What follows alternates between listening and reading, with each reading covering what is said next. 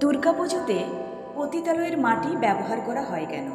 মনে করা হয় যে পতিতালয়ে প্রবেশকারী একজন পুরুষ তার জীবনের সমস্ত পুণ্য সেই পতিতালয়ের বাড়িতে বিসর্জন দিয়ে আসে। এই পুণ্য দ্বারা সেখানকার মাটি পবিত্র হয়ে যায়, আর এই পবিত্র এই মাটি দেবী দুর্গা প্রতিমা তৈরিতে ব্যবহৃত হয়। এই প্রথার মাধ্যমে সমাজের ব্রাত্য ও পতিত মহিলাদের প্রতি সম্মান জানানো হয়। মা দুর্গা সকলের কাছে সমান, তাই তাদের আশীর্বাদ গ্রহণ করে পূজার পবিত্রতা বৃদ্ধি করা হয়। এটি একটি প্রাচীন প্রথা। অকাল বোধনকালে দেবী দুর্গার প্রতিমা তৈরির সময় অনুসরণ করা হয় এই প্রথা।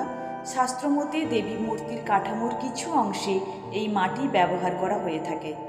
পুরোহিতরা পতিতালয়ে গিয়ে সেখানকার পতিতাদের কাছ থেকে মাটি ভিক্ষা করে আনে, তারপর সেই মাটি দিয়েই দেবী দুর্গার প্রতিমা গড়া হয়। মা গো, তুমি সবার কাছে থেকো।